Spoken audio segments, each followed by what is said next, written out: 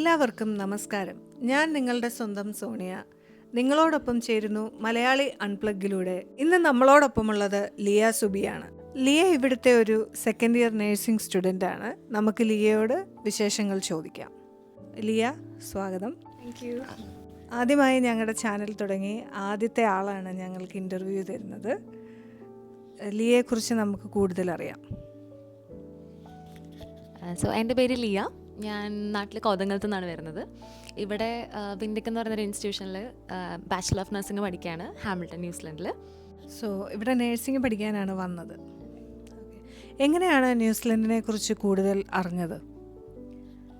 കൂടുതലും agency through അവരെ approach ചെയ്തപ്പോൾ അവർ കുറേ ഇൻഫർമേഷൻസ് ഒക്കെ തന്നു. പിന്നെ അമ്മേൻ്റെ കസിൻസ് കുറച്ച് പേര് ഇവിടെ ഉണ്ട്. അപ്പം അങ്ങനെ ഫാമിലി ഫ്രണ്ട്സ് ത്രൂ അറിഞ്ഞ് വന്നതാണ്. ലിയയുടെ വീട്ടിൽ ആരൊക്കെയുണ്ട്? എൻ്റെ വീട്ടിൽ പപ്പ, മമ്മ, പിന്നെ അനിയനുണ്ട്. അവനിപ്പോൾ 6th പഠിക്കുന്നു. പപ്പ സുബി, അമ്മ ടെസ്സി. പപ്പ വർക്ക് ചെയ്യാണ്, എയർപോർട്ടിൽ വർക്ക് ചെയ്യാണ്. അമ്മ ഹൗസ് വൈഫ്. ലിയ എങ്ങനെയാണ് ന്യൂസിലൻഡ് സെലക്ട് ചെയ്യാനുണ്ടായ കാരണം?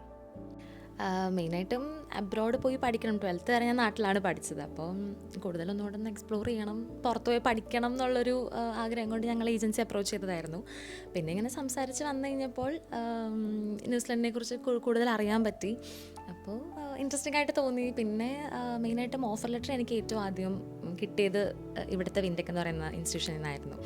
അപ്പോൾ കൂടുതൽ ടൈം, കാരണം വിസയ്ക്കൊക്കെ പ്രോസസ്സിങ്ങിന് ചിലപ്പോൾ സമയം കൂടുതൽ എടുക്കുമെന്ന് അറിഞ്ഞതുകൊണ്ട് ഏറ്റവും ആദ്യം കിട്ടിയതുകൊണ്ടും അങ്ങനെ പ്രോസസ്സിങ്ങിന് സബ്മിറ്റ് ചെയ്തു. അങ്ങനെ എത്തിപ്പെട്ടു.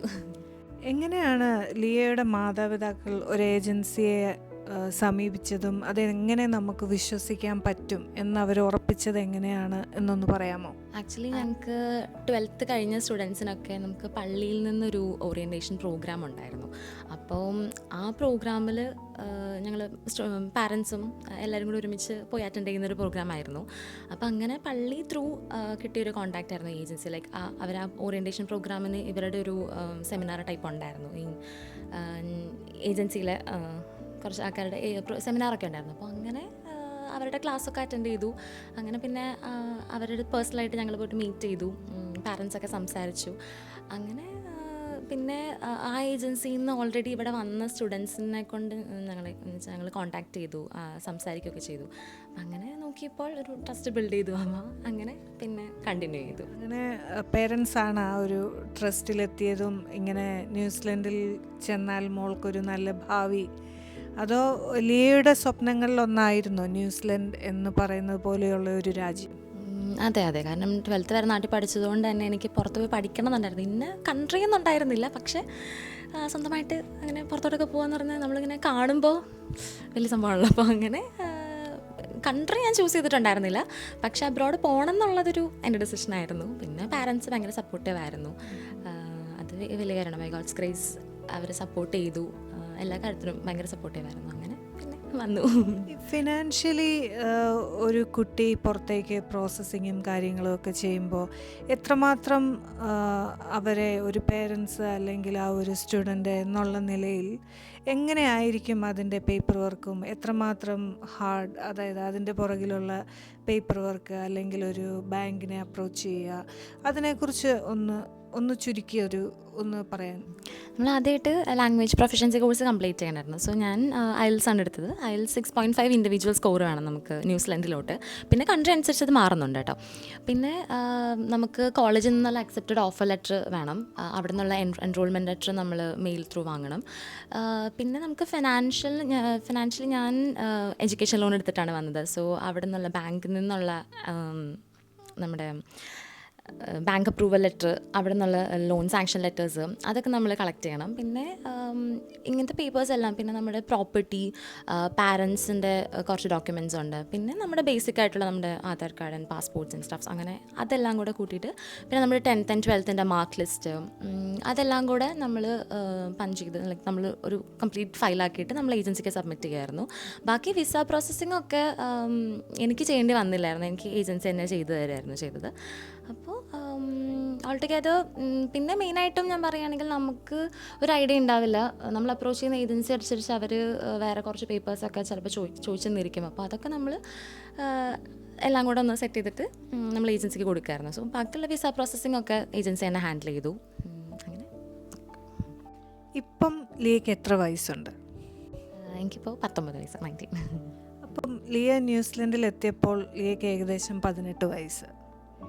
അത് ലിയ ഒരു മൈനർ ആയിരിക്കെ വേറെ എന്തെങ്കിലും സ്പെഷ്യൽ പേപ്പർ വർക്ക് പേരൻസ് ചെയ്യേണ്ടതുണ്ടോ? ഉണ്ടായിരുന്നു. ആക്ച്വലി ഞാനിവിടെ ലാൻഡ് ചെയ്ത ടൈമിൽ ഞാൻ 17 ആയിരുന്നു. ആഫ്റ്റർ 2 വീക്സ് ആയിരുന്നു ഞാൻ 18 ആയത്. സോ മൈനർ ആയതുകൊണ്ട് തന്നെ എനിക്ക് തോന്നുന്നത് ഹെൽത്ത് റിലേറ്റഡ് പേപ്പേഴ്സ് നമുക്ക് ബാങ്കിന് കൊടുക്കേണ്ട ലോൺ സാങ്ഷന് കിട്ടാൻ വേണ്ടിയിട്ട് നമ്മുടെ മെഡിക്കൽ ഹിസ്റ്ററി കംപ്ലീറ്റ് എല്ലാം അവർ ചെക്ക് ചെയ്യുന്നുണ്ട്. അപ്പോൾ അതൊക്കെ നമുക്ക് 18 ഇയേഴ്സ് കഴിഞ്ഞിട്ടാണെന്നുണ്ടെങ്കിൽ നമ്മൾ തന്നെയാണ് എല്ലാം ചെയ്യുന്നത്. പക്ഷേ എന്നെ സംബന്ധിച്ചെല്ലാം എനിക്ക് പാരൻസ് ചെയ്യണമായിരുന്നു. പിന്നെ നമ്മുടെ പേപ്പേഴ്സിന് എല്ലാത്തിനും കൺസെൻറ്റ് അപ്രൂവൽ എല്ലാം സബ്മിറ്റ് ചെയ്യേണ്ടതുണ്ടായിരുന്നു. പിന്നെ മെയിനായിട്ട് നമുക്ക് അക്കോമഡേഷനായിരുന്നു ഇഷ്യൂ ഉണ്ടായിരുന്നത്. ലൈക്ക് മൈനർ സ്റ്റുഡൻസിന് ഇവിടെ അക്കോമഡേഷൻ നമുക്ക് പുറത്തെടുക്കാൻ പറ്റില്ല. ലൈക്ക് നോർമലി ഏജൻസി ത്രൂ നമുക്ക് പുറത്തൊരു ഫാമിലിയായിട്ട് കോണ്ടാക്ട് ചെയ്ത് കോളേജുമായിട്ട് അക്കോമഡേഷനായിട്ട് വലിയ ബന്ധം വരുന്നില്ല. പക്ഷേ മൈനർ സ്റ്റുഡൻസിന് വേണ്ടിയിട്ട് ഇവരിവിടെ അതൊരു പാസ്റ്ററൽ കെയർ പ്രോഗ്രാമായിട്ട് അണ്ടർ 18 സ്റ്റുഡൻസിന് ഇവരുടെ തന്നെ അക്രഡിറ്റഡ് ആയിട്ടുള്ള ഹോം സ്റ്റേസ് അല്ലെങ്കിൽ ഇവരുടെ സ്റ്റുഡൻറ്റ് വില്ലേജ് ഉണ്ട് കോളേജിൽ തന്നെ. സോ അവിടെയാണ് ഇവർ കീപ്പ് ചെയ്യുന്നത്. ഇങ്ങനെ അക്കോമഡേഷനൊക്കെ വൺസ് നിങ്ങൾ ന്യൂസിലൻഡിൽ ലാൻഡ് ചെയ്ത് കഴിഞ്ഞപ്പോൾ അതൊക്കെ കണ്ടുപിടിക്കാനും അല്ലെങ്കിൽ കോളേജിൻ്റെ ഒരു സപ്പോർട്ടോടുകൂടി അതിലേക്ക് മാറുമ്പം എന്തെങ്കിലും ഭയമുണ്ടായിരുന്നു? എന്നെ സംബന്ധിച്ച് പേഴ്സണലി എനിക്ക് ഉണ്ടായിരുന്നില്ല. കാരണം ഞാൻ വന്ന സമയത്ത് ഞാൻ പറഞ്ഞല്ലോ, ഞാനിങ്ങനെ ഒരു കോളേജിൽ തന്നെ ഒരു ഹോം സ്റ്റേയിലോട്ടായിരുന്നു പോയത്. അവിടെ ആണെങ്കിൽ നമുക്ക് മൈനർ ആയതുകൊണ്ട് തന്നെ കൗൺസിലിങ്സ് ഒക്കെ ഉണ്ടായിരുന്നു. ഈവൻ കോളേജിൽ നിന്ന് തന്നെ അവർ ചെക്ക് ചെയ്യുന്നുണ്ടായിരുന്നു. അവിടുന്ന് ഇൻ്റർനാഷണൽ സ്റ്റുഡൻറ്റ് സപ്പോർട്ട് ചെയ്യുന്ന തന്നെ ആൾക്കാരൊക്കെ വന്ന് നമുക്ക് എല്ലാം ചോദിക്കും ആൻഡ് എവറിത്തിങ് വാസ് ഓക്കെ. പിന്നെ ഞാൻ അക്കോമഡേഷൻ ഞാൻ അവിടെ നിന്ന് മാറിയപ്പോഴാണെങ്കിലും എനിക്ക് കോളേജിൽ പരിചയമുള്ള ഒരു ഫാമിലിയിലോട്ടായിരുന്നു ഞാൻ മാറിയത്. സോ എന്നെ സംബന്ധിച്ച് എനിക്ക് അങ്ങനെ വലിയ പേടി ഉണ്ടായിരുന്നില്ല. പിന്നെ ഇപ്പം നിൽക്കുന്ന ഹോം സ്റ്റേയിലാണെങ്കിലും ഹാപ്പിയാണ്. ലൈക്ക് എന്താ പറയുക, നമുക്ക് എല്ലാ കാര്യത്തിലും ഭയങ്കര ഇൻവോൾവ്മെൻ്റ് ഉണ്ട്. എന്തുകൊണ്ടും എന്നെ സംബന്ധിച്ച് പേഴ്സണലി എനിക്കങ്ങനെ വലിയ പ്രശ്നം ഉണ്ടായില്ല. അതെ, അത് നല്ല കാര്യം. എന്നാലും ഈ ദൂരങ്ങളിലിരുന്ന് കാണുന്ന മാതാപിതാക്കൾക്ക് വേണ്ടി അല്ലെങ്കിൽ തങ്ങളുടെ മക്കളെ പുറത്ത് രാജ്യത്തിലേക്ക് അയക്കുന്ന അപ്പനമ്മമാർക്ക് വേണ്ടി ഒരുപാട് പ്രതീക്ഷകളുണ്ടാവും ഇല്ലേ? ലിയയുടെ പേരൻസിനും അതുണ്ടായിരുന്നില്ലേ? അതെ ഡെഫിനറ്റ്ലി. അതെ, മക്കളെ വിദേശത്തേക്ക് അയക്കുന്ന മാതാപിതാക്കൾക്ക് അവരുടെ സുരക്ഷിതത്വത്തെക്കുറിച്ച് എന്താണ് ഇപ്പോൾ ലിയ എന്നൊരു വ്യക്തി എങ്ങനെയാണ് ആ സുരക്ഷിതത്വം ഉറപ്പാക്കുന്നത്? മാതാപിതാക്കളെ എങ്ങനെ അറിയിക്കും, അല്ലെങ്കിൽ എങ്ങനെയാണ് ആ ഒരു സുരക്ഷിതയാണ് താങ്കൾ ഈ രാജ്യത്ത് എന്ന് എങ്ങനെയാണ് അവിടെയുള്ള മാതാപിതാക്കൾ അത് മനസ്സിലാക്കുന്നത്? സോ എന്നെ സംബന്ധിച്ച് ഡെയിലി കമ്മ്യൂണിക്കേഷൻ അത് തന്നെയാണ്. എല്ലാ ദിവസവും വിളിക്കുക. നമ്മൾ at the end of the day നമ്മൾ തന്നെയാണ് നമ്മുടെ റെസ്പോൺസിബിലിറ്റിയാണ്. ബട്ട് സ്റ്റിൽ നമ്മൾ എല്ലാ ദിവസവും കമ്മ്യൂണിക്കേറ്റ് ചെയ്യുക. പിന്നെ മെയിനായിട്ട് നമ്മുടെ ലാൻഡ് ലോഡിൻ്റെ നമ്പറൊക്കെ നമുക്ക് അങ്ങോട്ടും ഇങ്ങോട്ടും കൊടുത്തിട്ടുണ്ട്. ഇപ്പോൾ എൻ്റെ പാരൻസിൻ്റെ കയ്യിലാണെങ്കിൽ എൻ്റെ വീട്ടിൽ ചേട്ടൻ്റെ നമ്പറുണ്ട്. ഇപ്പോൾ എന്നെ വിളിച്ചിട്ട് കിട്ടിയില്ല അല്ലെങ്കിൽ എന്തെങ്കിലും ഉണ്ടെങ്കിൽ അവർക്ക് കോൺടാക്റ്റ് ചെയ്യാനുള്ള നമ്പേഴ്സ് ഞാൻ കൊടുത്തിട്ടുണ്ട്. ഇനിയും അടുത്തതായിട്ട് എനിക്ക് ലിയയുടെ എഡ്യൂക്കേഷനെ കുറിച്ച് കുറച്ച് കാര്യങ്ങൾ അറിയാൻ താല്പര്യമുണ്ട്. ആദ്യമായി ന്യൂസിലൻഡിൽ വരുമ്പോൾ ഇവിടുത്തെ കരിക്കുലവും നമ്മുടെ നാട്ടിലെ എഡ്യൂക്കേഷൻ സിസ്റ്റവും വളരെ വ്യത്യസ്തമാണോ? അതെ കാരണം ഞാൻ 12th വരെ നാട്ടിൽ പഠിച്ചുകൊണ്ട് നമുക്ക് ബേസിക്കലി ഒരു കംപ്ലീറ്റ് ടെക്സ്റ്റ് ബുക്ക് ബേസ് ചെയ്തിട്ടുള്ളൊരു എഡ്യൂക്കേഷനാണ് അവിടെ കൊടുക്കുന്നത്. ഇപ്പം നമ്മളാണെങ്കിലും ടീച്ചേഴ്സ് വരുന്നു, ടെക്സ്റ്റ് ബുക്കിൽ നിന്ന് പഠിപ്പിക്കുന്നു, നമ്മളത് വീട്ടിൽ പോയി കാണാപ്പാഠം പഠിക്കുന്നു, നേരെ എക്സാമിന് എഴുതുന്നു. പക്ഷേ ഇവിടെ എന്ന് പറയുമ്പോൾ ഇവിടെ കുറച്ചും കൂടെ ട്യൂട്ടേഴ്സ് ഓപ്പൺ ആണ്. ലൈക്ക് നമുക്ക് തന്നെ ലൈബ്രറി ആക്സസ് ചെയ്തിട്ട് നമ്മൾ തന്നെ റെഫർ ചെയ്ത് പഠിക്കുക. അവർ ജസ്റ്റ് നമ്മളെ സപ്പോർട്ട് ചെയ്ത് വിടുന്നു എന്നുള്ളതേ ഉള്ളൂ. പിന്നെ ടെക്സ്റ്റ് ബുക്ക് ബേസിസിലുള്ളൊരു എഡ്യൂക്കേഷൻ ഇവിടെ ഇല്ല. മെയിനായിട്ടും നമുക്ക് ക്ലിനിക്കൽ സെറ്റപ്പിലൊക്കെ നമുക്ക് മാനിക്കീൻസ് ഒക്കെ ഉണ്ട്. അപ്പോൾ അങ്ങനെ കുറച്ചും കൂടെ പ്രാക്ടിക്കൽ ബേസ്ഡ് ആയിട്ടുള്ളൊരു ലേണിംഗ് ആണ് ഇവിടെ എന്ന് എനിക്ക് തോന്നിയിട്ടുണ്ട്, റാദർ ദാൻ ബീങ് തിയറി. അത് ഒരു ഹെൽപ്ഫുൾ ആണോ ഈ ഒരു ലേണിംഗ് പ്രോസസ്സിലൂടെ നമുക്ക് സ്വയം കണ്ടെത്താനും? അല്ലെങ്കിൽ ലാംഗ്വേജ് ബാരിയേഴ്സ് ഉള്ള കുട്ടികൾക്കൊക്കെ അതെങ്ങനെയാണ് അവർക്കത് ആക്സസ് ആകുക? അല്ലെങ്കിൽ അവർക്ക് എന്തെങ്കിലും ഒരു സംശയം ഉണ്ടെങ്കിൽ ആരെ ആയിരിക്കണം അവർ അപ്രോച്ച് ചെയ്യുക? ട്യൂട്ടേഴ്സ് തന്നെയാണ് മെയിനായിട്ടും. നമുക്ക് എന്തുണ്ടെങ്കിലും ചോദിക്കാൻ പറ്റുന്ന രീതിയിൽ ലൈക്ക് അവരങ്ങനെ ഒത്തിരി ഹാർഷായിട്ടും നമ്മുടെ അടുത്ത് പെരുമാറില്ല. ഇൻ്റർനാഷണൽ സ്റ്റുഡൻസ് ആയതുകൊണ്ട് പ്രത്യേകിച്ചും നമുക്ക് സെപ്പറേറ്റ് ആയിട്ട് ഇൻ്റർനാഷണൽ സപ്പോർട്ട്സ് ടീമൊക്കെ ഉണ്ട് കോളേജിൽ തന്നെ ആണെങ്കിലും. സോ നമ്മൾ ഒറ്റയ്ക്കല്ല, നമുക്ക് എന്തുണ്ടെങ്കിലും അപ്രോച്ച് ചെയ്യാൻ പറ്റുന്ന ഒരു ഗ്രൂപ്പ് ഓഫ് ആൾക്കാർ നമുക്ക് എപ്പോഴും ഉണ്ടാകും. നമുക്ക് ഓറിയൻറ്റേഷൻ്റെ സമയത്ത് നമ്മളവരെ പരിചയപ്പെടുന്നുണ്ട്. എല്ലാവരും നമുക്ക് പേഴ്സണലി നമ്മളെ കോൺടാക്റ്റ് ചെയ്യുന്നുണ്ട് ഇടയ്ക്കൊക്കെ ആണെങ്കിലും. പിന്നെ നമുക്ക് ഈ ഫീഡ്ബാക്ക് ഫോംസ് അങ്ങനത്തെ കുറേ സംഭവങ്ങളൊക്കെ കോളേജിൽ നിന്ന് തന്നെ പ്രൊവൈഡ് ചെയ്യുന്നുണ്ട്. പിന്നെ ഈവൻ ക്ലാസ്സസിൻ്റെ കാര്യത്തിലൊക്കെ ആണെങ്കിലും ട്യൂട്ടേഴ്സ് നമ്മുടെ അടുത്ത് ഓപ്പൺ ആണ്. നമുക്ക് എന്ത് പ്രശ്നം ഉണ്ടെങ്കിലും ഇപ്പോൾ അസൈൻമെൻറ്റിൻ്റെ കാര്യത്തിലോ എന്തെങ്കിലും ഇഷ്യൂസൊക്കെ ഉണ്ടെങ്കിൽ നമുക്ക് കോൺടാക്റ്റ് ചെയ്യാം, അവരെ നേരിട്ട് പോയിട്ട് കാണുകയൊക്കെ ചെയ്യാം. സോ ഒത്തിരി പ്രശ്നം വരുന്നില്ല. നമുക്ക് ലാംഗ്വേജ് ബാരിയേഴ്സ് ഡെഫിനറ്റ്ലി ഉണ്ട്. കാരണം സ്റ്റാർട്ടിങ്ങിൻ്റെ സമയത്ത് ഇവരുടെ ആക്സെൻ്റൊക്കെ ക്യാച്ച് ചെയ്യാൻ കുറച്ച് ബുദ്ധിമുട്ടായിരുന്നു. അപ്പോൾ എന്നെ സംബന്ധിച്ച് എനിക്ക് പെട്ടെന്ന് ഫസ്റ്റ് ഒരു 2 വീക്ക് നല്ല ബുദ്ധിമുട്ടായിരുന്നു, പെട്ടെന്ന് കിട്ടുന്നുണ്ടായിരുന്നില്ല. പക്ഷെ പിന്നെ നമ്മളിത് യൂസ് ടു ആവും. ഇപ്പോൾ കുഴപ്പമില്ല, ഇപ്പോൾ ഓക്കെയാണ്. ഇപ്പം നമ്മുടെ നാട്ടിലാണേലും കുട്ടികൾ മലയാളം മീഡിയത്തിൽ പഠിക്കുന്നവരുണ്ടാവും, CBSEയിൽ പഠിക്കുന്നവരുണ്ടാവും, ഇംഗ്ലീഷ് മീഡിയത്തിൽ പഠിക്കുന്ന കുട്ടികളുണ്ടാവും. അങ്ങനെ ഇപ്പം മലയാളം മീഡിയം, ഇംഗ്ലീഷ് മീഡിയം ആ ഒരു വേ ഓഫ് സ്റ്റഡീസിൽ ഇപ്പം ലിയ ഏത് മീഡിയത്തിലാണ് പഠിച്ചത്? ഞാൻ CBSE ആയിരുന്നു. അപ്പം ഇംഗ്ലീഷിൻ്റെ കാര്യത്തിൽ വലിയ ബുദ്ധിമുട്ടുകളൊന്നും ഉണ്ടാവാൻ കുഴപ്പമില്ല എന്നുള്ളതാണ്. അപ്പോൾ ഇപ്പം നാട്ടിൽ നിന്നൊരിത്തിരി കുട്ടി പഠിക്കാൻ പുറകോട്ട്, പക്ഷെ എന്നാൽ സ്വപ്നങ്ങൾക്ക് വേണ്ടി അവർ നാട് വിട്ട് ഈ ഒരു നാട്ടിലേക്ക് എത്തുമ്പോൾ അവരുടെ ആ ഒരു ലാംഗ്വേജ് അല്ലെങ്കിൽ അവരെങ്ങനെ കമ്മ്യൂണിക്കേറ്റ് ചെയ്യും, ചിലർ ഷൈ ആയിരിക്കാം, ചിലർ ഓപ്പൺ ആകാൻ ബുദ്ധിമുട്ടുള്ളവരുണ്ടാവാം. അങ്ങനെയുള്ളവരോട് ലിയയ്ക്ക് എന്താണ് പറയാനുള്ളത്?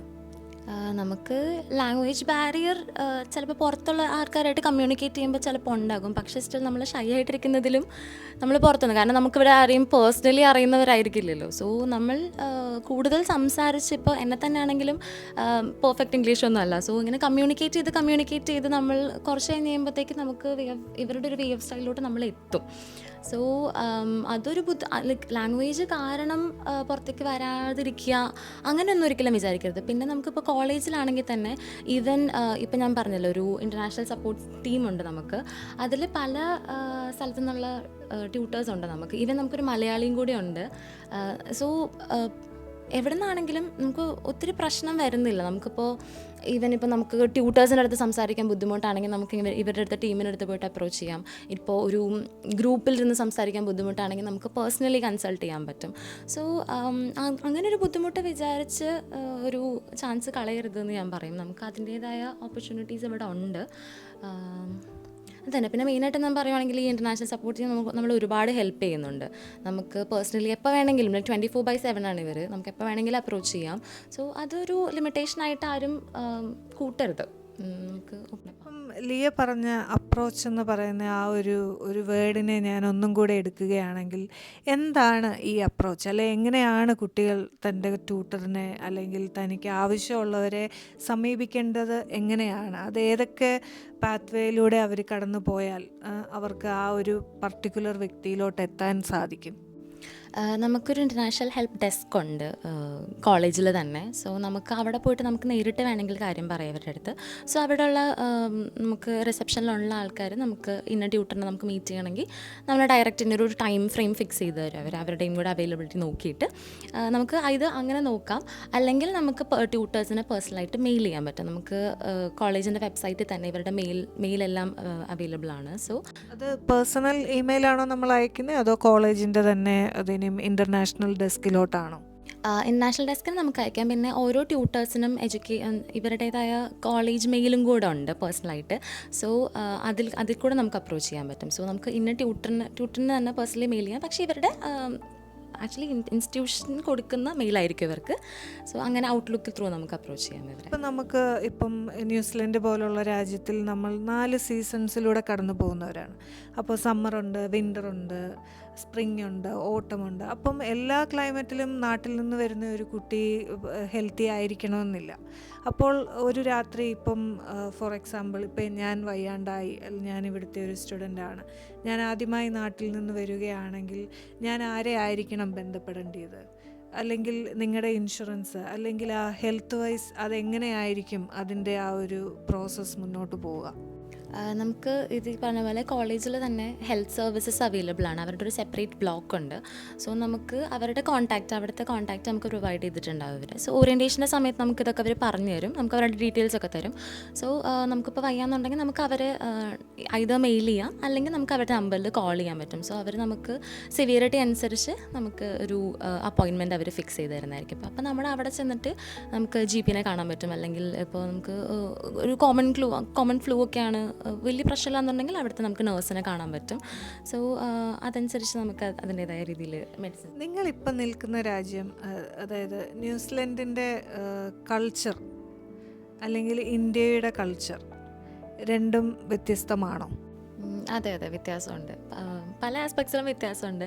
പിന്നെ മെയിനായിട്ട് എന്നെ കുറച്ചുകൂടെ അത്ഭുതപ്പെടുത്തിയൊരു കാര്യം എന്നുണ്ടെങ്കിൽ ഇവരെല്ലാവരും പേര് വിളിക്കുന്നതാണ് ഇവർക്ക് കുറച്ചും കൂടെ കംഫർട്ടബിൾ. ഇപ്പം അത് നമ്മുടെ ട്യൂട്ടർ ആയിക്കോട്ടെ, ആരും ആയിക്കോട്ടെ.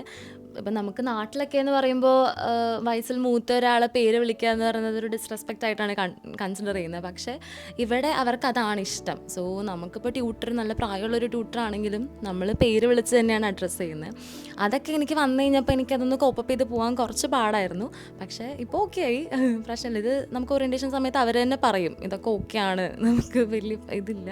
ഇപ്പോൾ ജോലി സ്ഥലത്താണെങ്കിൽ തന്നെ നമ്മളിലും ഉയർന്ന പൊസിഷനിൽ ഇരിക്കുന്ന ആൾക്കാരാണെങ്കിൽ തന്നെ നമ്മൾ പേര് വെച്ച് തന്നെയാണ് അഡ്രസ്സ് ചെയ്യുന്നത്. അല്ലാണ്ട് മാം, സർ അങ്ങനൊരു ഇത് വരുന്നില്ല, അങ്ങനൊരു ഡിഫറൻസ് വരുന്നില്ല.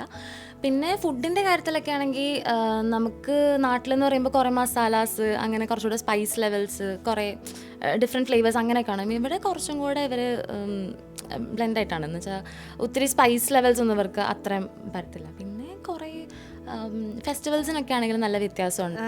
ഇവിടുത്തെ ഇനി നമുക്ക് നമ്മുടെ ജോലി സാധ്യതകളിലോട്ട് ഇറങ്ങി ചെന്ന് കഴിഞ്ഞാൽ ഒരു സ്റ്റുഡൻ്റ് എന്നുള്ള നിലയിൽ എങ്ങനെയാണ് ഒരു സ്റ്റുഡൻറ്റ് ജോലി ഇവിടെ കണ്ടുപിടിക്കുക? നമുക്ക് വെബ്സൈറ്റ്സ് ഉണ്ട്, ഇങ്ങനെ ജോബ് സീക്കിംഗ് വെബ്സൈറ്റ്സ് കുറച്ചുണ്ട്. സോ അങ്ങനെ അതിൽ കാണുന്ന പൊസിഷൻസിനൊക്കെ നമ്മൾ അപ്ലൈ ചെയ്യുക. നമുക്കൊരു CV and cover letter prepare ചെയ്തിട്ട് നമ്മൾ അങ്ങനെ ത്രൂ അപ്രോച്ച് ചെയ്യുന്നുണ്ട്.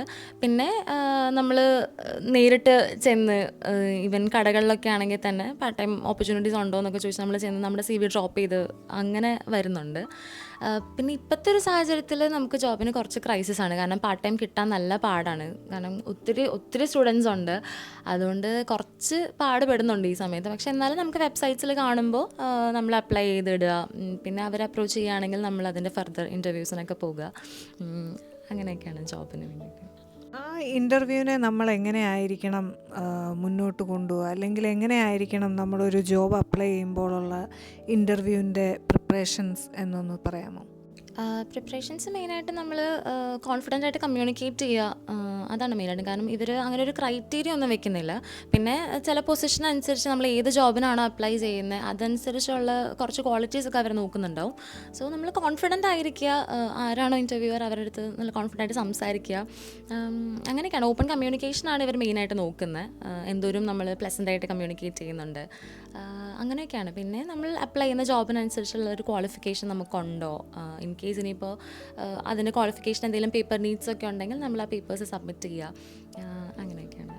ഇപ്പം ലിയ പറഞ്ഞ പോലെ ലിയ +2 കഴിഞ്ഞ് വന്ന ഒരു കുട്ടിക്ക് എന്ത് ക്വാളിഫിക്കേഷൻ ആയിരിക്കും CV-യിൽ നിങ്ങൾ അപ്ഡേറ്റ് ചെയ്തിട്ടുണ്ടാവുക? എന്നെ സംബന്ധിച്ച് ഇപ്പം നമ്മൾ അപ്ലൈ ചെയ്യുന്ന ജോബിൻ്റെ ക്വാളിറ്റീസ് നമ്മൾ നോക്കുന്നുണ്ടായിരിക്കും. പിന്നെ ഗുഡ് കമ്മ്യൂണിക്കേഷൻ സ്കിൽസ് അതൊക്കെ അവർ നോക്കുന്നുണ്ട്. പിന്നെ നമ്മൾ എവിടെയെങ്കിലും നമുക്കിപ്പോൾ നാട്ടിൽ പാർട്ട് ടൈം എന്തെങ്കിലും ചെയ്യുന്നുണ്ടെങ്കിൽ നമ്മൾ അതിൻ്റെ ഒരു ഇത്ര മന്ത്സിൻ്റെ എക്സ്പീരിയൻസ് നമ്മൾ അവിടെ ഷോ ചെയ്യുന്നുണ്ടാവും. പിന്നെ ഇപ്പോൾ എന്താ പറയുക, ഇപ്പോൾ എന്നെ സംബന്ധിച്ച് പേഴ്സണലി ഞാൻ ഹെഡ് ഗേളൊക്കെ ആയിരുന്നു. അപ്പോൾ അതിൻ്റെ ഒരു പോയിന്റ് ഞാൻ മെൻഷൻ ചെയ്തിട്ടുണ്ടായിരുന്നു CV പ്രിപ്പയർ ചെയ്യുന്ന സമയത്ത്. അങ്ങനെയൊക്കെയാണ്. പിന്നെ നമ്മൾ മെയിനായിട്ടും നമുക്ക് എന്തെങ്കിലും ഹോബീസോ അല്ലെങ്കിൽ ഇപ്പോൾ ബേസിക്കലി നമുക്ക് ബേക്കിംഗ് ഒക്കെ ഭയങ്കര ഇഷ്ടമാണെന്നുണ്ടെങ്കിൽ നമ്മൾ ഹോബീസൊക്കെ അവർ ഹൈലൈറ്റ് ചെയ്യുന്നതനുസരിച്ച് അവർ അതൊക്കെ കൺസിഡർ ചെയ്യുന്നതാണ്. എങ്ങനെയാണ് പഠനവും ഈ പാർട്ട് ടൈം ജോലിയുമായി ഒരു വ്യക്തി മുന്നോട്ട് പോവുക ഈ സ്റ്റുഡൻറ്റ് ലൈഫിൽ? ആദ്യമൊക്കെ ശരിക്കും ഭയങ്കര ബുദ്ധിമുട്ടായിരുന്നു. കാരണം നാട്ടിൽ ഇപ്പം ഞാനൊന്നും പാർട്ട് ടൈമിന് പോയിട്ടുണ്ടായിരുന്നില്ല. അപ്പോൾ ഇവിടെ വന്നിട്ട് പെട്ടെന്ന് ജോബ് പിന്നെ ക്ലാസ്സസ് എല്ലാം കൂടെ വന്നു കഴിയുമ്പോൾ ആദ്യത്തെ ഒരു 1 to 2 months നമുക്ക് ബുദ്ധിമുട്ടാണ്. പിന്നെ മെയിനായിട്ടൊരു കാര്യം എന്ന് വെച്ചാൽ നമുക്കിവിടെ കോളേജിൽ എല്ലാ ദിവസവും ക്ലാസ്സസ് ഒന്നും വരുന്നില്ല. നമുക്ക് ഒരു 2 to 3 days ആണ് വീക്കിൽ ക്ലാസ് വരുന്നുള്ളൂ. സോ നമ്മൾ നമ്മൾ ഒന്ന് മിക്സ് ആൻഡ് മാച്ച് ചെയ്യാം. നമുക്ക് ക്ലാസ്സസ് ഇല്ലാത്ത ദിവസം മാക്സിമം ഷിഫ്റ്റൊക്കെ പിക്ക് ചെയ്യാനുള്ളൊരു അവർ നമുക്ക് തന്നെ ജോബ് അവേഴ്സ് പിക്ക് ചെയ്യാനുള്ള ഒരു ഓപ്ഷനൊക്കെ അവർ തരുന്നുണ്ട്. സോ അങ്ങനെ ക്രോസ് മാച്ചൊക്കെ ചെയ്തെടുക്കുക, അങ്ങനെയൊക്കെയാണ്. പിന്നെ ഈ ക്ലാസ് അവേഴ്സ് കുറവായതുകൊണ്ട് തന്നെ നമുക്ക് കുറച്ചും കൂടെ ഫോക്കസ് ചെയ്യാനുള്ള ടൈമുണ്ട്. അപ്പോൾ ഈ എക്സാംസ് അല്ലെങ്കിൽ നിങ്ങൾ ഈ ജോലിയോടൊപ്പം ഈ പഠിക്കുന്ന കോഴ്സ് റിലേറ്റഡ് അസൈൻമെൻറ്റ്സ് മാത്രമാണോ, അതോ നിങ്ങൾക്ക് എക്സാമും ഫേസ് ചെയ്യേണ്ടി വരാറുണ്ടോ? എക്സാംസ് ഒക്കെ ഫേസ് ചെയ്യേണ്ടി വരാറുണ്ടോ? ഉണ്ട്. നമുക്ക് ആക്ച്വലി ഇവർ ഇടയ്ക്ക് ഇങ്ങനെ ടെസ്റ്റ് അങ്ങനെ ഇടുന്നില്ല. പക്ഷേ സെമസ്റ്റർ കംപ്ലീറ്റ് ചെയ്യുന്ന സമയത്ത് ലാസ്റ്റ് എല്ലാ മോഡ്യൂൾസിൻ്റെയും എക്സാംസ് ഇവർ ഇടുന്നുണ്ട്. പിന്നെ അസൈൻമെൻറ്റ്സ് നമുക്ക് ഇടയ്ക്കുണ്ട്. സെമ്മിൻ്റെ ഇൻ ബിറ്റ്വീൻ നമുക്ക് അസൈൻമെൻറ്റ്സ് ഇവർ ചോദിക്കുന്നുണ്ട്. പക്ഷേ സെമസ്റ്റർ തീരുന്ന സമയത്താണ് നമുക്ക് എക്സാംസ് വരുന്നത്. നിങ്ങളുടെ ഈ അസൈൻമെൻറ്റ്സും കാര്യങ്ങളും ഒക്കെ പ്രോപ്പറായിട്ട് സബ്മിറ്റ് ചെയ്തില്ല എങ്കിൽ അത് നിങ്ങളെ അഫക്റ്റ് ചെയ്യുമോ?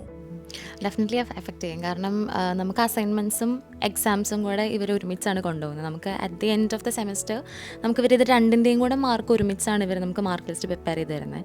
സോ അസൈൻമെൻറ്റ്സ് നമ്മൾ ഈ എക്സാമിൻ്റെ തന്നെ ഈക്വൽ ഇമ്പോർട്ടൻസ് നമ്മൾ കൊടുക്കുന്നുണ്ട്.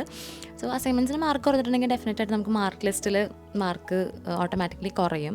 പിന്നെ നമ്മൾ ഇൻ്റർനാഷണൽ സ്റ്റുഡൻസ് ആയതുകൊണ്ട് തന്നെ ഈ വിസ നമുക്ക് എവറി ഇയർ റിന്യൂ ചെയ്യണം. അപ്പോൾ ഈ വിസ റിന്യൂവലിൻ്റെ സമയത്ത് നമ്മൾ മാർക്ക് ലിസ്റ്റ് കോളേജിൽ നിന്ന് ഉള്ളത് നമ്മൾ സബ്മിറ്റ് ചെയ്യുന്നുണ്ട്. അപ്പോൾ അതിനും അത് ഇമ്പോർട്ടൻ്റ് ആണ്. നമുക്ക് മാർക്ക് അത്യാവശ്യം നല്ലപോലെ വേണം. 50% മാർക്കിംഗ് ക്രൈറ്റീരിയ ആണ് ഇവർ ആവശ്യപ്പെടുന്നത് നമ്മുടെ അടുത്ത്. ബട്ട് സ്റ്റിൽ നമ്മൾ മാക്സിമം സ്കോർ ചെയ്യാൻ നമ്മൾ ശ്രമിക്കണം. പിന്നെ ഒരു ഡീമെറിറ്റ് എന്ന് വെച്ചാൽ നമുക്ക് ഒരു മോഡ്യൂളിലാണെങ്കിലും ഇപ്പോൾ നമുക്ക് ഇപ്പോഴത്തെ സെക്കൻഡ് ഇയറിൽ നമുക്ക് ഒരു സെമസ്റ്ററിൽ 4 മോഡ്യൂൾസാണ് വരുന്നത്. ഏതെങ്കിലും ഒരു മോഡ്യൂൾ നമുക്ക് എനി കേസ് നമുക്ക് ഫെയിലായിട്ടുണ്ടെന്നുണ്ടെങ്കിൽ നമ്മളൊരു എൻറ്റയർ സെമസ്റ്റർ ബാക്ക് ഇരിക്കേണ്ടി വരും. സോ നമ്മൾ ആ കംപ്ലീറ്റ് മോഡ്യൂള് പാസ്സാവാണ്ട് നമ്മളവർ മുമ്പോട്ട് വിടില്ല. സോ നമ്മുടെ കയ്യിൽ നിന്ന് പൈസ പോവുകയാണ്, നമ്മുടെ അത്രയും സമയം പോവുകയാണ്. സോ അത് ഭയങ്കര ഇമ്പോർട്ടൻ്റ് ആണ്. ഇവർ 50% മാർക്കിംഗ് ക്രൈറ്റീരിയ ആണ് ഇവർ ആവശ്യപ്പെടുന്നത്. ബട്ട് സ്റ്റിൽ നമ്മൾ നല്ലപോലെ സ്കോർ ചെയ്യണം. കാരണം ഇപ്പോൾ അസൈൻമെൻറ്റിനാണെങ്കിൽ ഇപ്പോൾ നമ്മൾ ലീനിയലായിട്ട് എടുക്കരുത്. കാരണം ഇപ്പോൾ അസൈൻമെൻറ്റിന് കുറച്ച് മാർക്ക് കുറഞ്ഞു പോയിട്ടുണ്ടെങ്കിൽ നമ്മൾ എക്സാമിന് അത് കോപ്പ് ചെയ്യാൻ ശ്രമിക്കണം. സോ അസൈൻമെൻറ്റിന് നമുക്ക് അത്യാവശ്യം നല്ലപോലെ മാർക്ക് ഉണ്ട് എന്നുണ്ടെങ്കിൽ നമുക്ക് എക്സാം കുറച്ച് നമുക്കിപ്പം എന്തെങ്കിലും ഇഷ്യൂസ് വന്ന് കുറച്ച് മാർക്ക് കുറഞ്ഞാലും അസൈൻമെൻറ്റിന് മാർക്ക് ഉണ്ടെങ്കിൽ നമുക്കത് കോപ്പ് ചെയ്യാൻ പറ്റും. സോ അത് ഈക്വലി ഇമ്പോർട്ടൻ്റ് ആണ്.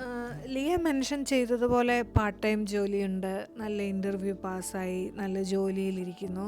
നല്ല ജോലിയിൽ എന്ന് പറഞ്ഞാൽ ഒരു സ്റ്റുഡൻ്റ് എന്നുള്ള നിലയിൽ ജീവിച്ചു പോകാനുള്ള ശമ്പളം അതിൽ നിന്ന് കിട്ടാറുണ്ടോ? അതെ. നമുക്ക് വീക്ക്ലി ആണ് ഇവർ സാലറിയും കാര്യങ്ങളൊക്കെ വരുന്നത്. പിന്നെ നമുക്കിവിടെ റെൻറ്റും ലിവിങ് എക്സ്പെൻസ് കഴിഞ്ഞിട്ട് ഇറ്റ് ഡിപ്പെൻസ്. കാരണം നമുക്ക് കൂടുതൽ അവേഴ്സ് കിട്ടുന്നുള്ള ഒരു വീക്ക് എന്ന് പറയുമ്പോൾ നമുക്ക് ഓക്കെ ആയിരിക്കും.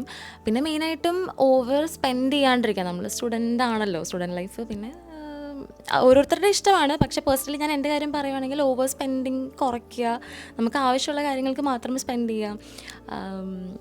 അത് നോക്കേണ്ട കാര്യമാണ്. പിന്നെ നമുക്ക് വിസ വെക്കുന്ന ടൈമിൽ നമ്മൾ ലിവിങ് എക്സ്പെൻസ് FTS ആയിട്ട് കുറച്ച് ഫണ്ട് നമുക്ക് അക്കൗണ്ടിൽ കാണിക്കേണ്ടത് അത്യാവശ്യമായിരുന്നു. അപ്പോൾ അങ്ങനെ ഒരു എക്സ്പെൻസ് നമ്മളൊരു ബാക്കപ്പ് ഓപ്ഷൻ ഇൻ കേസ് ഇനിയിപ്പോൾ എന്തെങ്കിലും പറ്റി, നമുക്ക് എന്തെങ്കിലും മെഡിക്കൽ കണ്ടീഷനോ എന്തെങ്കിലും വന്ന് നമുക്ക് ഇപ്പോൾ ജോലിക്ക് പോകാൻ പറ്റിയില്ല ഒരു 1 to 2 weeks, അപ്പോൾ നമുക്കൊരു ബാക്കപ്പ് ഓപ്ഷൻ നമുക്ക് അവിടെ FTS ഉണ്ട്. സോ ഫിനാൻഷ്യലി നമ്മൾ കുഴപ്പമില്ല, നമുക്ക് അഡ്ജസ്റ്റ് ചെയ്ത് പോകാൻ പറ്റും. ഒരുപാട് സേവിങ്സ് ഒന്നും ഡെഫിനറ്റ്ലി സ്റ്റുഡൻറ്റ് പീരീഡിൽ നമുക്ക് വെക്കാൻ പറ്റില്ല, അങ്ങനെ എക്സ്പെക്റ്റ് ചെയ്യരുത്. പക്ഷേ അത്യാവശ്യം നമുക്ക് ഓടിച്ചു പോകാനുള്ളത് നമ്മൾ ഓക്കെയാണ്. എന്തെല്ലാം തരത്തിലുള്ള ജോലികളാണ് സാധാരണ ഇവിടെ കുട്ടികൾ അന്വേഷിച്ച് പോവുക? മെയിനായിട്ടും റെസ്റ്റോറൻറ്റ് ജോബ്സ് ആണ് ഇവർക്ക് കൂടുതലായിട്ടും. പിന്നെ നമുക്ക് കുറേ ഇങ്ങനെ KFC, McD അതിലൊക്കെ സ്റ്റുഡൻസിനെ അവർ കൂടുതലായിട്ടും എടുക്കുന്നുണ്ട്.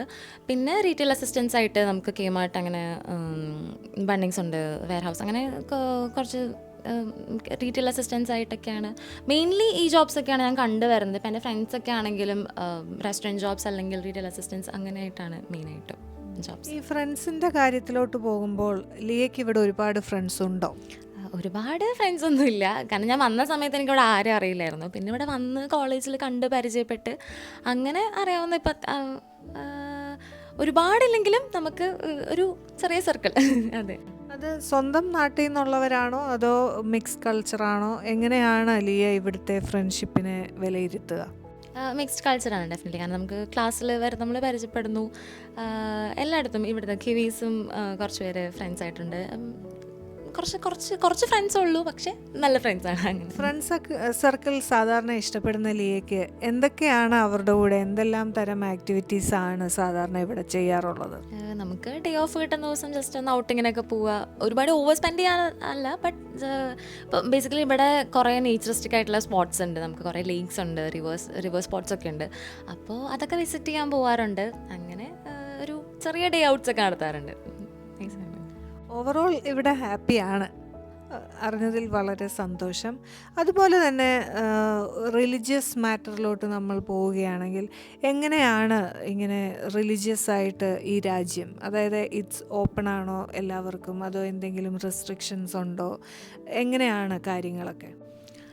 ഞാനിപ്പോൾ ഇവിടെ വന്നിട്ടൊരു 1 ഇയർ കഴിഞ്ഞിട്ടേ ഉള്ളൂ. ഞാൻ ഇതുവരെ കണ്ടത് വെച്ചിട്ട് എനിക്ക് അങ്ങനെ ഒരു റെസ്ട്രിക്ഷൻ ഫീൽ ചെയ്തിട്ടില്ല.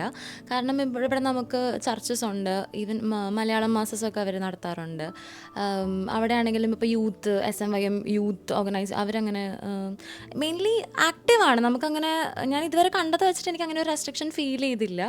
ഈവൻ എൻ്റെ കുറച്ച് ഫ്രണ്ട്സ് ഹിന്ദുസാണ്, അവർക്കാണെങ്കിലും ഇവിടെ ടെമ്പിൾസ് ഉണ്ട്, അവരവിടെ പോകാറുണ്ടെന്ന് ഞാൻ പറഞ്ഞു കേട്ടിട്ടുണ്ട്. ഇവിടെ ആണെങ്കിലും കുർബാനയും നമുക്ക് നാട്ടിലെ പോലെ തന്നെ ഒരു റിലീജിയസ് രീതികൾ എനിക്കിവിടെ ഞാൻ കണ്ടുവരുന്നുണ്ട്. എനിക്ക് ഇതുവരെ അങ്ങനെ ഫീൽ ചെയ്തിട്ടില്ല. സോ ഇറ്റ്സ് ഓക്കെ, നല്ലപോലെ പോകുന്നുണ്ട്. അപ്പം റിലീജിയസ് വൈസും നാട്ടിൽ നിന്ന് വരുന്ന ഒരാൾക്ക് പ്രാർത്ഥനകളും കാര്യങ്ങളും എല്ലാം വളരെ ഓപ്പണായിട്ട് അവരുടേതായ രീതിയിൽ ചെയ്യാൻ സാധിക്കുമോ? സാധിക്കും അതെ.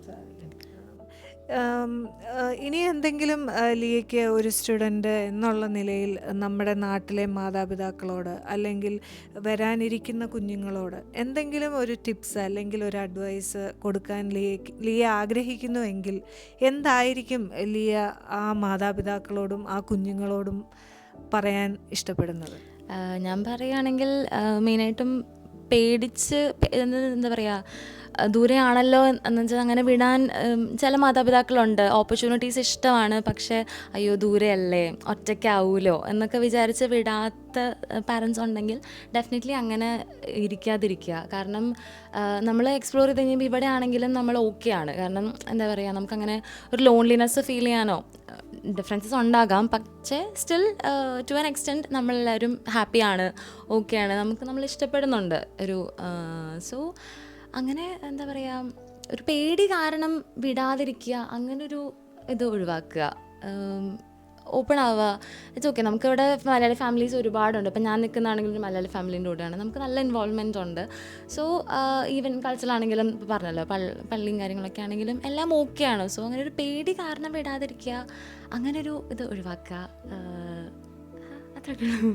അത് മാതാപിതാക്കൾക്കുള്ളതാണെങ്കിൽ ഇങ്ങോട്ട് വരാനുള്ള ഒരു പറ്റം സ്റ്റുഡൻസിനോട് എന്താണ് പറയാനുള്ളത്? നമ്മൾ മെയിനായിട്ടും എന്താ പറയുക, കുറേ പാർട്ട് ടൈം ചെയ്യണം, ഒരുപാട് സമ്പാദിക്കണം, അങ്ങനെ ഒരു കോൺസെപ്റ്റ് വെച്ച് വരാതിരിക്കുക. മെയിനായിട്ടും പഠിത്തമാണ് മെയിൻ എന്നുള്ളൊരു കോൺസെപ്റ്റ് മൈൻഡിൽ എപ്പോഴും ഉണ്ടായിരിക്കണം. എന്താ പറയുക, ഒരുപാട് പാർട്ട് ടൈം ചെയ്തു, ക്ലാസ്സസ് മിസ് ചെയ്യുന്നു, അങ്ങനെ പഠിത്തം ഉഴപ്പി പോകുന്നു, അങ്ങനൊരു ഇതിലോട്ട് പോവാതിരിക്കാൻ ശ്രമിക്കുക. നമ്മൾ സ്റ്റാർട്ടിങ്ങിൽ നമ്മൾ സ്ട്രഗിൾ ചെയ്യും. Of course financial stability important ആണ്, പക്ഷേ പഠിത്തം മറന്ന് ചെയ്യാണ്ടിരിക്കുക. നമ്മൾ വരുമ്പോൾ കൂടുതൽ കണ്ടുവരുന്നതാണ്, നാട്ടിലങ്ങനെ നമ്മൾ അങ്ങനെ ഏൺ ചെയ്യുന്നില്ല. ഇവിടെ വരുമ്പോൾ പെട്ടെന്ന് ഏൺ ചെയ്ത് തുടങ്ങുന്നു, ഓവർ എക്സൈറ്റഡ് ആവുന്നു, ഒരുപാട് പാർട്ട് ടൈം ഷിഫ്റ്റൊക്കെ ചൂസ് ചെയ്യുന്നു. അങ്ങനെ ചെയ്യാണ്ടിരിക്കുക. പഠിത്തം ഇമ്പോർട്ടൻ്റ് ആണ്, പഠിക്കണം എന്നുള്ളൊരു കോൺസെപ്റ്റ് തലേന്ന് പോവാതിരിക്കാൻ നോക്കുക. അതൊക്കെയാണ് മെയിനായിട്ടും. പിന്നെ ഓവർ സ്പെൻഡിങ് മാക്സിമം കുറയ്ക്കാൻ നോക്കുക. ഞാൻ എൻ്റെ പേഴ്സണലി കാര്യം പറയുകയാണെങ്കിൽ അങ്ങനെ അതൊക്കെയാണ് എനിക്ക് തോന്നുന്നു ഒരു അഡ്വൈസായിട്ട് എനിക്ക് തരാനുള്ളൂ. ബാക്കിയെല്ലാം ഓക്കെയാണ്. ഈ സ്റ്റുഡൻറ്റ് പീരീഡിൽ ലിയ കാർ ഓടിക്കുമോ? ഇല്ല, ഞാൻ ഡ്രൈവ് ചെയ്യില്ല. ഒരു സ്റ്റുഡൻറ്റ് എന്നുള്ള നിലയിൽ എങ്ങനെയാണ് ലിയ ഇതിനെയൊക്കെ അപ്രോച്ച് ചെയ്യുന്നത്? ഏതെല്ലാം വിധത്തിലൂടെയാണ് അല്ലെങ്കിൽ ഏതെല്ലാം ട്രാൻസ്പോർട്ട് സർവീസാണ് ലിയ എന്ന വ്യക്തി യൂസ് ചെയ്യുന്നത്? നമുക്ക് മെയിനായിട്ടും ഇപ്പം ഞാൻ മെയിനായിട്ടും ബസ് ട്രാൻസ്പോർട്ടേഷനാണ് പ്രിഫർ ചെയ്യുന്നത്. നമുക്ക് അതിൻ്റേതായ ഒരു ആപ്പുണ്ട്, നമുക്ക് പല റൂട്ട്സിലൂടെ പോകുന്ന ബസ്സസ് ഉണ്ട്. പിന്നെ നമുക്കിതിന് ഒരു ബി കാർഡ് എടുക്കേണ്ടതുണ്ട്. സോ ബി കാർഡിൽ നമുക്കൊരു $2.40 ഈച്ച് ട്രാൻസ്പോർട്ടേഷൻ നമുക്ക് ചാർജ് ചെയ്യുന്നവർ. സോ ബസ്സാണ് മെയിനായിട്ടും ട്രാൻസ്പോർട്ടേഷൻ നമ്മൾ ഉപയോഗിക്കുക. മീൻ കോളേജിൽ പോകാനൊക്കെ ആണെങ്കിലും മെയിനായിട്ട് ബസ്സസ്സാണ് യൂസ് ചെയ്യുക. പിന്നെ നമുക്കിപ്പോൾ അത്യാവശ്യം എമർജൻസി ആണെന്നുണ്ടെങ്കിൽ നമുക്ക് ഊബർ കോൺടാക്ട് ചെയ്യാം. പിന്നെ അല്ലെങ്കിൽ നമുക്ക് ലൈം സ്കൂട്ടീസ് ഉണ്ട് ഇവിടെ. സ്ട്രീറ്റ്സിലൊക്കെ നമുക്ക് ലൈം സ്കൂട്ടീസ് അവൈലബിൾ ആണ്. സോ നമ്മൾ ജസ്റ്റ് ഫോണിൽ സ്കാൻ ചെയ്ത് ഊബർ പോലെ തന്നെ ബട്ട് സ്റ്റിൽ നമുക്ക് ലൈം സ്കൂട്ടേഴ്സ് ഉപയോഗിക്കാം. സോ ഈ 3 എണ്ണമാണ് ഞാൻ മോഡ് ഓഫ് ട്രാൻസ്പോർട്ടേഷൻ ഇവിടെ മെയിൻലി കണ്ടിട്ടുള്ളത്. ഫ്രണ്ട്സൊക്കെ കാർ യൂസ് ചെയ്യാറുണ്ടോ? എല്ലാവരും അല്ല, ബട്ട് ചില ഫ്രണ്ട്സൊക്കെ നമ്മളിവിടെ കാറെടുത്ത് നമുക്കിവിടെ സെക്കൻഡ് ഹാൻഡ് കാറൊക്കെ അവൈലബിൾ ആണ്. സോ അങ്ങനെ കാറെടുത്ത് പോകുന്നവരുണ്ട്. പക്ഷേ മെയിൻലി ഒരു മെജോറിറ്റി ഓഫ് ഗ്രൂപ്പ് യൂസ് ചെയ്യുന്നത് ബസ് ട്രാൻസ്പോർട്ടേഷൻ തന്നെയാണ്. നാട്ടിലെ ലൈസൻസ് ഇവിടെ വാലിഡ് ആണോ? നാട്ടിലത്തെ ലൈസൻസ് അതെ, ഇവിടെ നമുക്കൊരു 1 ഇയർ വരെ വാലിഡാണ്, ഉപയോഗിക്കാം. പിന്നെ നമുക്ക് അതിനുള്ളിൽ നമുക്ക് കൺവേർട്ട് ചെയ്തെടുക്കാൻ പറ്റും. ജസ്റ്റ് ഒരു ടെസ്റ്റ് അറ്റൻഡ് ചെയ്താൽ മതി, അതേപോലെ നമുക്ക് കൺവേർട്ട് ചെയ്യാൻ പറ്റും. ഇവിടെ സ്റ്റുഡൻസിനും നാട്ടിൽ നിന്ന് വന്നാൽ വണ്ടി ഓടിക്കാൻ പറ്റുമോ? എന്തെങ്കിലും റെസ്ട്രിക്ഷൻസോ കാര്യങ്ങളോ സ്റ്റുഡൻറ്റ് പീരീഡിലുണ്ടോ? ഇല്ല, നമുക്ക് 1 ഇയർ വരെ നമുക്ക് നാട്ടിലത്തെ ലൈസൻസ് വെച്ച് തന്നെ നമുക്ക് ഓടിക്കാൻ പറ്റും. ഇന്ത്യൻ ലൈസൻസ് വെച്ചിട്ട് നമുക്ക് വണ്ടി ഓടിക്കാം. അതിനുള്ളിൽ നമ്മൾ ജസ്റ്റ് ന്യൂസിലൻഡ് ലൈസൻസിലോട്ട് കൺവേർട്ട് ചെയ്തെടുത്തിട്ട് നമുക്ക് അങ്ങനെ റെസ്ട്രിക്ഷൻസ് ഇല്ല. അതെ. Thank you so much. ഇന്ന് ഞങ്ങളോടൊപ്പം ലിയ ചേർന്നതിനും നല്ലൊരു ഇൻട്രാക്റ്റീവ് സെഷൻ ഞങ്ങൾക്കായി സമ്മാനിച്ചതിനും 1000 നന്ദി. Thank you. Thank you. Thank you.